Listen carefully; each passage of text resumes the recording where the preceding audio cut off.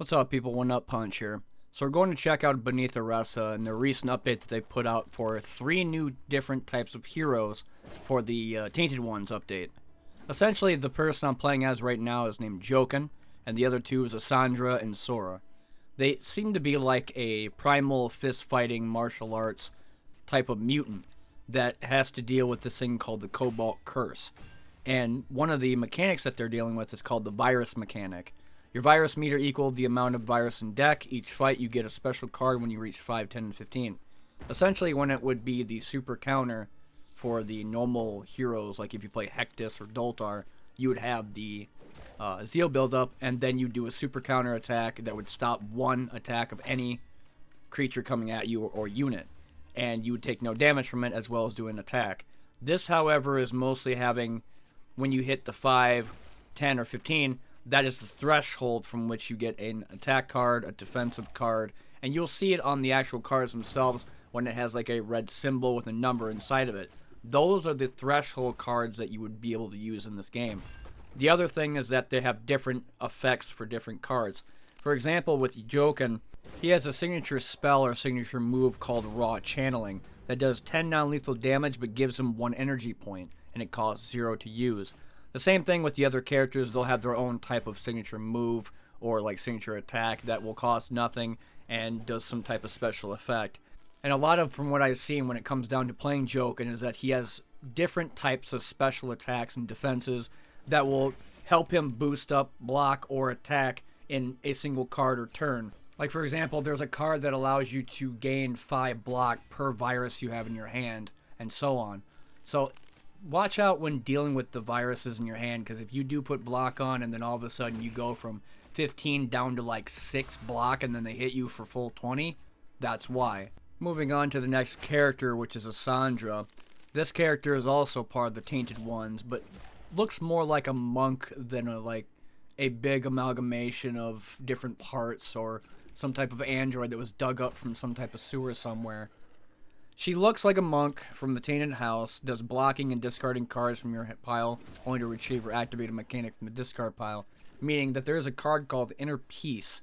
Draw a card and discard it. If it's a virus, put 1 Onslaught in your hand, which Onslaught in this game is that it's a 0-cost card that does 8 damage, but when you use it, you take 1 virus and put it in your hand. And like I said earlier, if you get that virus buildup in your hands for too much, then you start taking 2 damage every time. If you discard the card before the end of the turn, like if you activate it, you won't take any damage, but if you discard it, it's 2 damage per virus in your hand. Like I said, that stuff will add up later on when you don't really worry about it too much or don't have enough block to deal with it, on top of the enemies who are about to attack you with whatever damage they currently have. Issandre feels a lot, I guess, faster than Jokan, and I don't know if that's because of the way she fights. I don't know if that's the way she looks, because of course she's like a human being infected by this virus. And there's different ability cards too, like Ferocious Lunge, that allow you to do a weakness when you hit them from far damage. And I think the damage is anything between 15 to 27, just like in another attack called Brutal Start, that will do 37 damage if the character is far enough away, and will also do weakness to them when it hits if they're still alive.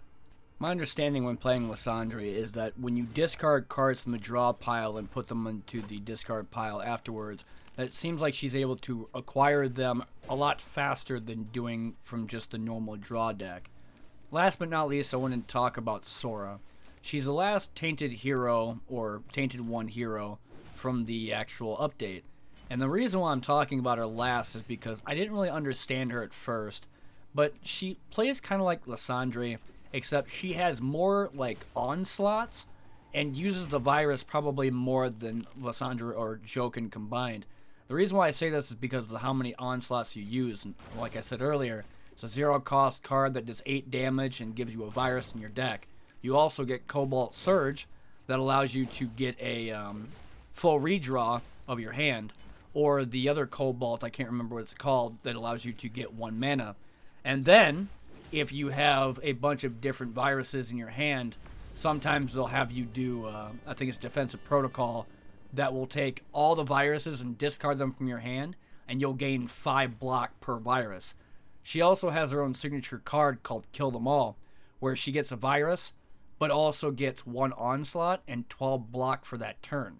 So she plays kind of like both Jokan and Issandre, having block and attack, but also will take a crap ton of viruses more, if not faster, than the other two. But that's probably for the best, since her mechanic is the viruses to gain more block or gain more attack.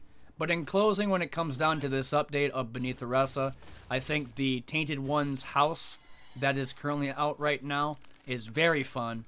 They are a bunch of martial artists that are cursed with some type of cobalt virus, and they're all trying to survive and kill all these creatures that are currently down the sewers beneath Oresa.